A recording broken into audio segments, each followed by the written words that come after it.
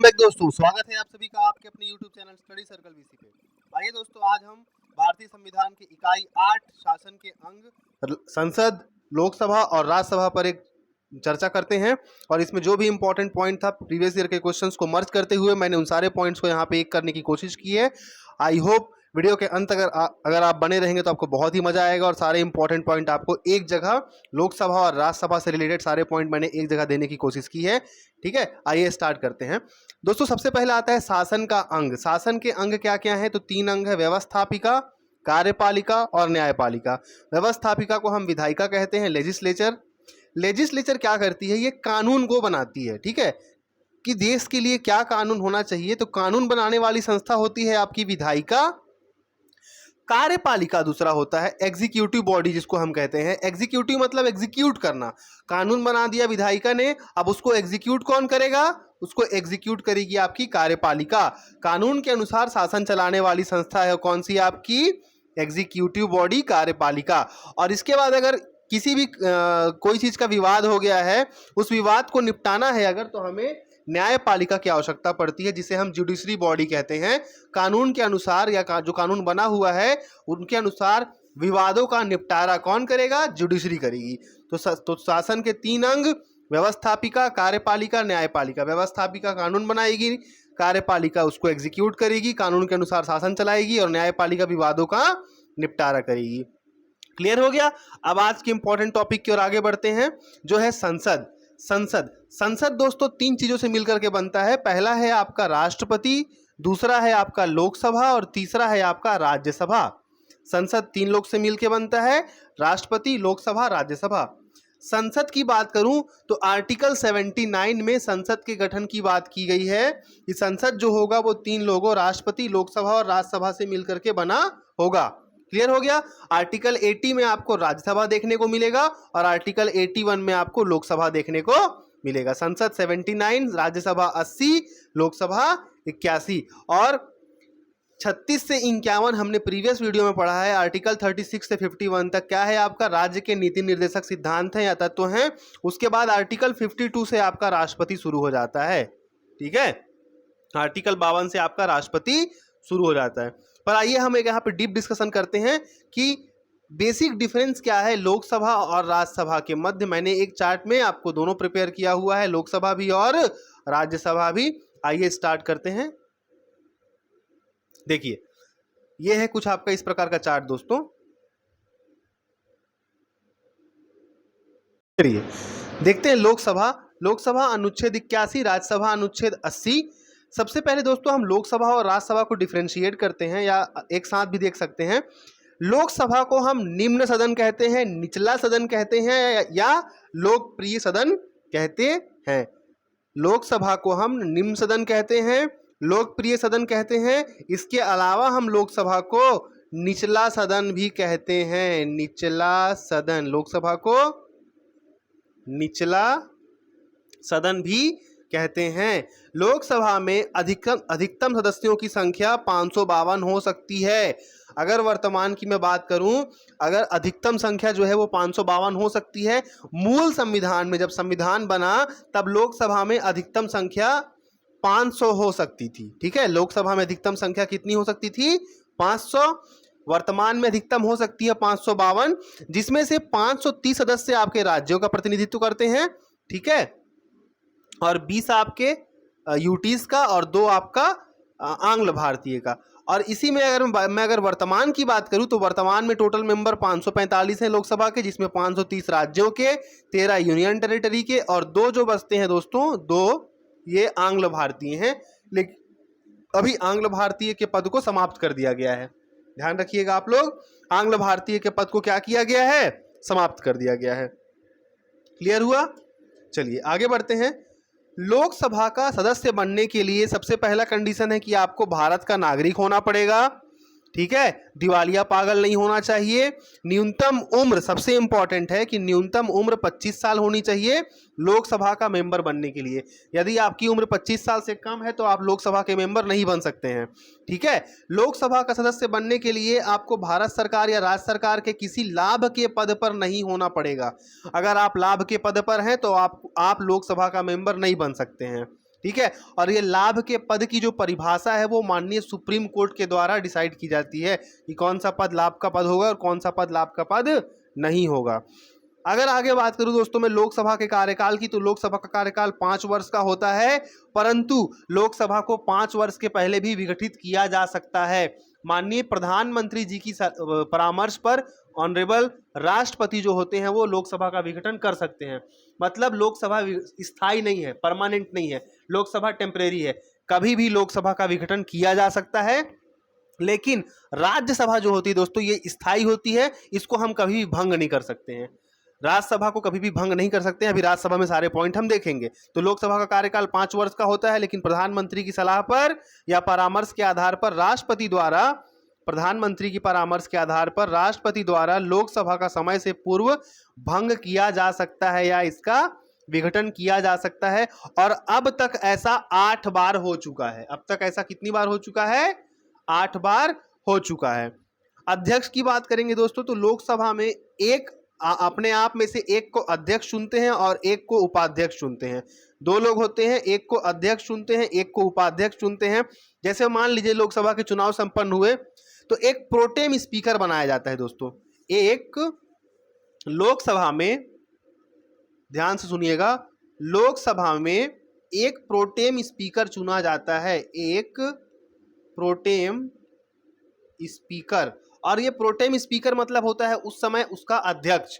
अभी लोकसभा का ये परमानेंट अध्यक्ष नहीं चुना गया है, ये प्रोटेम स्पीकर होता है। प्रोटेम स्पीकर जो सबसे वरिष्ठ नागरिक होगा, जो सबसे वरिष्ठ होगा, जो सबसे बुजुर्ग होगा, उसको ही हम लोग प्रोटेम स्पीकर चुनेंगे। ठीक, प्रोटेम स्पीकर क्या करेगा? वो सारे सदस्यों को सदस्यता दिलवाएगा, मतलब शपथ दिलवाएगा। प्रोटेम स्पीकर का काम क्या है? वो सबको क्या कराएगा कि हम भारत के नागरिक हैं, हम शपथ लेते हैं कि हम ये इस प्रकार का शपथ कौन दिलाएगा? ये प्रोटेम स्पीकर दिलाएगा। लेकिन ये परमानेंट नहीं रहेगा, क्योंकि ये सबसे बुजुर्ग या सबसे वरिष्ठ व्यक्ति को हम प्रोटेम स्पीकर बनाते हैं। कुछ समय के बाद क्या होता है दोस्तों, लोकसभा के सदस्य जो होते हैं वो मिल करके आपस में एक को अध्यक्ष, मान लीजिए 530 लोग हैं, आपस में मिल करके एक को अध्यक्ष चुन लेंगे और उन्हीं में से एक को उपाध्यक्ष चुन लेंगे। क्लियर हो गया?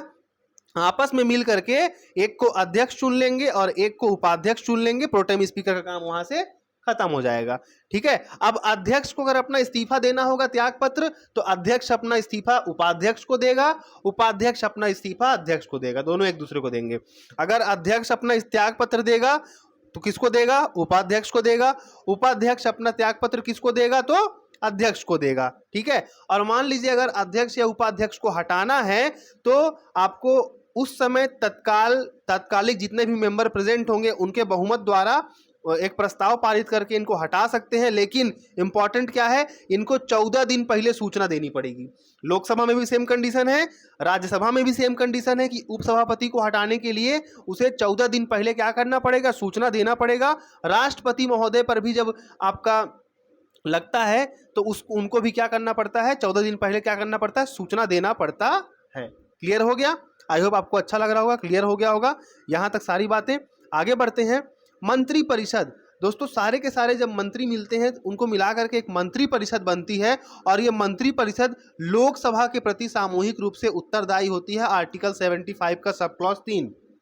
ठीक है। तो लोकसभा किसके प्रति सामूहिक रूप से उत्तरदायी होती है? सॉरी, मंत्री परिषद लोकसभा के प्रति, जबकि मंत्री परिषद राज्यसभा के प्रति सामूहिक रूप से उत्तरदायी नहीं होती है। ठीक। अगला मोस्ट इंपॉर्टेंट पॉइंट है दोस्तों, संयुक्त अधिवेशन। मान लीजिए कि कोई बिल पास कराना है, या तो पहले लोकसभा में आएगा या तो राज्यसभा में आएगा, दोनों सदनों से पास होगा, राष्ट्रपति जी, महामहिम राष्ट्रपति जी का साइन होगा, फिर वो विधेयक क्या बन जाएगा? कानून बन जाएगा। जब तक कानून नहीं बनेगा तब तक हम उसे विधेयक कहेंगे। ठीक, विधेयक कहेंगे, और जब उस पर राष्ट्रपति जी के हस्ताक्षर हो जाएंगे तो क्या बन जाएगा? वह कानून बन जाएगा। तो क्या होता है, कई बार मान लीजिए कोई विधेयक ऐसा आया जिसको लोकसभा पास कर दिया, राज्यसभा पास नहीं कर रहा है, राज्यसभा में आया लोकसभा पास नहीं कर रहा है, या दोनों में कोई कॉन्फ्लिक्ट फंस गया, मत का कुछ ऐसा फंस गया, तो एक संयुक्त अधिवेशन, मतलब लोकसभा के सारे मेंबर और राज्यसभा के सारे मेंबर एक साथ बैठेंगे और एक साथ बैठ करके चर्चा करेंगे, वहां पे वोटिंग होगी, उसको हम कहते हैं दोस्तों संयुक्त अधिवेशन। ये भारतीय संविधान के अनुच्छेद 108 में इसकी चर्चा की गई है। 108 में आपका संयुक्त अधिवेशन है, 110 में आपका धन विधेयक है। क्लियर हो गया? 108 में संयुक्त अधिवेशन है और 110 में आपका क्या है? धन विधेयक, 112 में बजट है। क्लियर? अच्छा, इस संयुक्त अधिवेशन की अध्यक्षता कौन करेगा? तो इस संयुक्त अधिवेशन की अध्यक्षता लोकसभा का अध्यक्ष करेगा। क्लियर है? इसमें ना तो राष्ट्रपति जी करेंगे, ना तो राज्यसभा के अध्यक्ष उपाध्यक्ष या सभापति उपसभापति करेंगे। इस संयुक्त अधिवेशन की अध्यक्षता कौन करेगा? लोकसभा का अध्यक्ष। अच्छा, यहां से एक और इंपॉर्टेंट पॉइंट, धन विधेयक की मैंने बात की दोस्तों।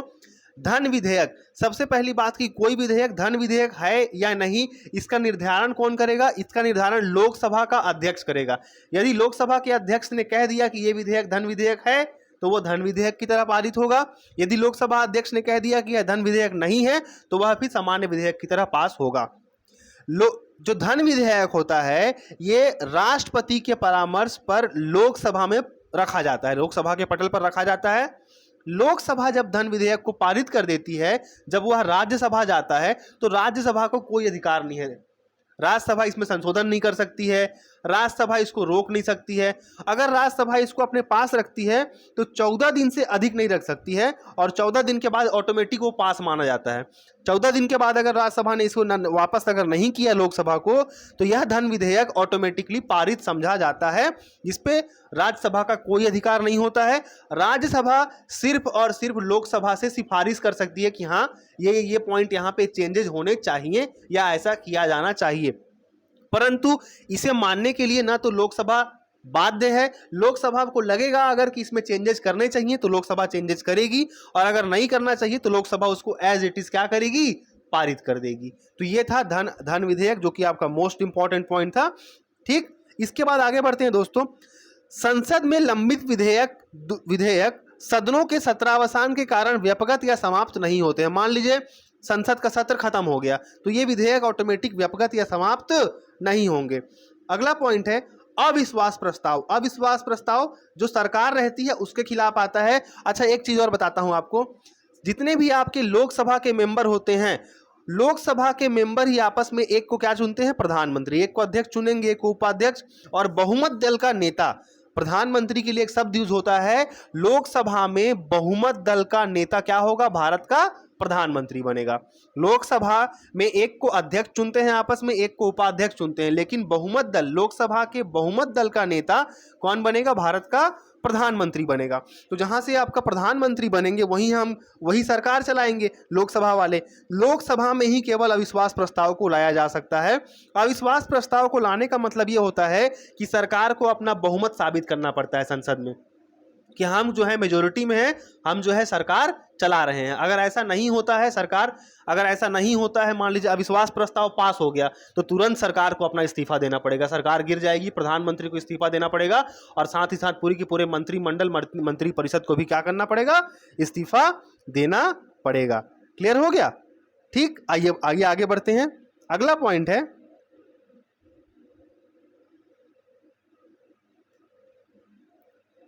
अच्छा, अविश्वास प्रस्ताव लाने के लिए दोस्तों कम से कम आपको 50 लोकसभा सदस्यों की आवश्यकता पड़ेगी। अविश्वास प्रस्ताव अगर लगाना है तो 50 लोग की कम से कम आपको जरूरत पड़ेगी। प्रथम लोकसभा का कार्यकाल 17 अप्रैल 1952 से लेकर के 4 अप्रैल 1957 तक चला था। प्रथम लोकसभा अध्यक्ष GV मावलंकर, गणेश वासुदेव मावलंकर थे, जबकि प्रथम लोकसभा उपाध्यक्ष अनंत शयनम थे। अगर मैं बात करूं दोस्तों गणपूर्ति, तो गणपूर्ति या कोरम जो होता है, मान लीजिए आपको लोकसभा चलानी है, चलाने के लिए भी आपको जब बैठक बुलानी है तो आपको न्यूनतम 1/10 सदस्यों की आवश्यकता पड़ेगी। मान लीजिए 550 मेंबर है तो 550 गुणे 1/10 करेंगे, 550 का 10वां हिस्सा, मतलब आपको न्यूनतम 55 सदस्यों की आवश्यकता पड़ेगी लोकसभा या उस सदन को चलाने के लिए। गणपूर्ति याद रखिएगा, लोकसभा में गणपूर्ति कितनी है? 1/10वां हिस्सा। क्लियर हो गया? आइए दोस्तों, इसी प्रकार से हम अब एक बार फटाफट राज्यसभा को भी देख लेते हैं। कैसा लगा? अगर आपको वीडियो पसंद आ रहा होगा तो अगर आप चैनल को सब्सक्राइब जरूर कर लीजिएगा, अगर आपने अभी तक चैनल को सब्सक्राइब नहीं किया है तो। ठीक है, आइए आगे बढ़ते हैं। राज्यसभा की बात करते हैं दोस्तों। राज्यसभा आपका आर्टिकल 80 में आता है। राज्यसभा में अधिकतम जो संख्या हो सकती है वो हो सकती है 250, जिसमें 238 आपके स्टेट्स वगैरह से आते हैं, 12 जो होते हैं दोस्तों ये राष्ट्रपति जी द्वारा मनोनीत किए जाते हैं, जो किसी विशेष क्षेत्र से संबंधित होते हैं। जैसे आपके सचिन तेंदुलकर खेल से संबंधित हैं, ठीक है। खेल, कला, साहित्य, विज्ञान, इन क्षेत्रों में जो ख्याति प्राप्त व्यक्तित्व हैं, इनको राष्ट्रपति जी क्या करते हैं, 12 लोगों को राज्यसभा में क्या करते हैं, मनोनीत करते हैं। वर्तमान की बात करें दोस्तों तो वर्तमान में कुल 545 मेंबर हैं राज्यसभा के, जिसमें 233 आपके राज्यों का प्रतिनिधित्व करते हैं संघ का, और 12 जो हैं वो राष्ट्रपति जी द्वारा क्या हैं, मनोनीत हैं। राज्यसभा जो होती है दोस्तों संसद या सदन की, इसे हम उच्च सदन कहते हैं, ठीक है। लोकसभा निम्न सदन है, लोकप्रिय सदन है या निचला सदन है, जबकि राज्यसभा जो है आपकी यह उच्च सदन है। राज्यसभा का मेंबर बनने के लिए कम से कम आपकी आयु 30 साल पूरी होनी चाहिए। प्रधानमंत्री बनने के लिए कितनी वर्ष की उम्र होनी चाहिए दोस्तों, 25 साल, याद रखिएगा 25 साल, क्योंकि प्रधानमंत्री लोकसभा से चुन करके आएगा, तो प्रधानमंत्री कौन बन सकता है, जिसकी आयु 25 वर्ष की हो। लेकिन राज्यसभा का मेंबर बनना है अगर आपको तो कम से कम 30 साल, और राष्ट्रपति बनने के लिए 35 साल, ध्यान रखिएगा। राष्ट्रपति बनने के लिए आपको 35 साल की उम्र होना अनिवार्य है। राज्यसभा जो होती है दोस्तों स्थायी सदन है, जो कभी भंग नहीं होती है, इसे हम कभी भंग नहीं कर सकते हैं, ये परमानेंट होती है। राज्यसभा के सदस्यों का कार्यकाल 6 वर्ष का होता है, याद रखिएगा, कभी भंग नहीं होती है। इसके मेंबर्स का कार्यकाल 6 वर्षों का होता है, और प्रति 2 वर्ष में इसके 1/3 सदस्य जो होते हैं वो सेवानिवृत्त हो जाते हैं, आर्टिकल 83। राज्यसभा का कार्यकाल 6 वर्षों का होता है, प्रति 2 वर्ष में इसके 1/3 सदस्य क्या होते हैं, सेवानिवृत्त हो जाते हैं। सीजी टेट के आपके प्रश्न में तीनों सेम पूछा है कि राज्यसभा स्थायी है कि अस्थायी है, और वहां पे ऑप्शन था राज्यसभा के 1/4 सदस्य जो होते हैं प्रति 2 वर्ष में सेवानिवृत्त हो जाते हैं, जो पूर्णतः गलत था। राज्यसभा के 1/3 1/3 मेंबर्स आपके सेवानिवृत्त होते हैं आफ्टर 2 ईयर्स। क्लियर। भारत के उपराष्ट्रपति जो होते हैं वो राज्यसभा के पदेन सभापति होते हैं। मान लीजिए भारत के उपराष्ट्रपति जो है अभी कौन है आपके, तो भारत के राष्ट्रपति हो गई आपकी श्रीमती द्रौपदी मुर्मू, और उपराष्ट्रपति हैं श्री जगदीप धनखड़ जी। तो भारत के माननीय उपराष्ट्रपति जी जगदीप धनखड़ जी राज्यसभा के पदेन सभापति होंगे। ठीक, क्लियर हो गया। आगे बढ़ते हैं। राज्यसभा सदस्य जो होंगे वो अपने बीच में से किसी एक को राज्यसभा का उपाध्यक्ष चुनेंगे या उपसभापति चुनेंगे। राज्यसभा के जो मेंबर होंगे वो अपने बीच से ही किसी को एक को क्या चुनेंगे दोस्तों, उपसभापति चुनेंगे। उपसभापति सभापति को संबोधित करके अपना त्याग पत्र दे सकता है, अपना पद खाली कर सकता है। किसको, तो भारत के उपराष्ट्रपति को या राज्यसभा के सभापति को। उपसभापति अपना त्याग पत्र किसको देगा, तो उस राज्यसभा के सभापति को। अच्छा, उपसभापति को हटाने के लिए क्या कर सकते हैं, तत्कालीन समस्त सदस्यों के बहुमत प्रस्ताव से, तत्कालीन समस्त सदस्यों के बहुमत प्रस्ताव से पारित करके उनको हटाया जा सकता है। लेकिन उनको 14 दिन पहले सूचना देनी पड़ेगी। याद रखिएगा 14 दिन सब में कॉमन है, चाहे वो राष्ट्रपति को हटाना हो, महामहिम राष्ट्रपति जी पर अगर महाभियोग लगाना है तो उनको भी 14 दिन पहले सूचना देनी पड़ेगी। लोकसभा अध्यक्ष उपाध्यक्ष को हटाने के लिए भी 14 दिन पहले सूचना देनी पड़ेगी, और राज्यसभा के उपसभापति को हटाने के लिए भी आपको 14 दिन पहले सूचना देनी पड़ेगी। अगला पॉइंट है दोस्तों, धन विधेयक राज्यसभा में पुनः स्थापित नहीं किया जाता है। धन विधेयक कहां पुनः स्थापित किया जा सकता है, यह धन विधेयक लोकसभा में पुनः स्थापित किया जाता है, न कि राज्यसभा में। मैं आपको बताया अभी कि धन विधेयक के मामले में राज्यसभा को कोई खास अधिकार प्राप्त नहीं है। राज्यसभा धन विधेयक के विषय में सिर्फ 14 दिन का समय मिलता है, और इसके बाद यह स्वयं क्या होता है, पारित हो जाता है 14 दिन के बाद। ठीक है, और राज्यसभा सिर्फ क्या कर सकती है, सिफारिश कर सकती है। राज्यसभा की बात करूं दोस्तों तो राज्यसभा का गठन 3 अप्रैल 1952 को किया गया था, जिसकी पहली बैठक 13 मई 1952 को ही थी। राज्यसभा की 2 बैठकों के बीच 6 माह से अधिक का गैप या अंतर नहीं होना चाहिए। राज्यसभा की 2 बैठकों के बीच 6 माह से अधिक का अंतर नहीं होना चाहिए। तो राज्यसभा के प्रथम सभापति कौन होंगे, तो भारत के पहले उपराष्ट्रपति। तो भारत के पहले उपराष्ट्रपति थे माननीय श्री डॉक्टर एस राधाकृष्णन जी। अगर प्रथम उपसभापति की बात करें दोस्तों तो प्रथम उपसभापति देखिए एस वी कृष्णमूर्ति राव थे।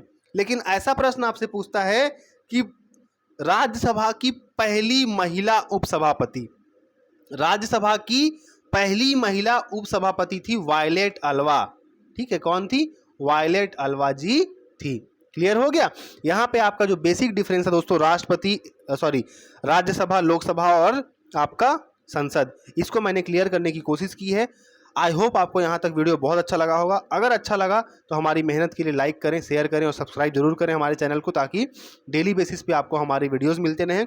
इस वीडियो का अगर आपको पीडीएफ चाहिए तो टेलीग्राम चैनल है हमारा स्टडी सर्कल वीसी दोस्तों, स्टडी एक साथ है, study CIRCLE, study circle VC. आप टेलीग्राम पे जा करके इस चैनल को सर्च कीजिए और चैनल को ज्वाइन कर लीजिए। वहाँ पे आपको डेली बेसिस पे ये जो मैं पढ़ाता हूँ पीडीएफ में, ये पीडीएफ आपको वहाँ पे मिल सकता है। मिलेंगे बहुत जल्द अगले वीडियो में, तब तक के लिए धन्यवाद।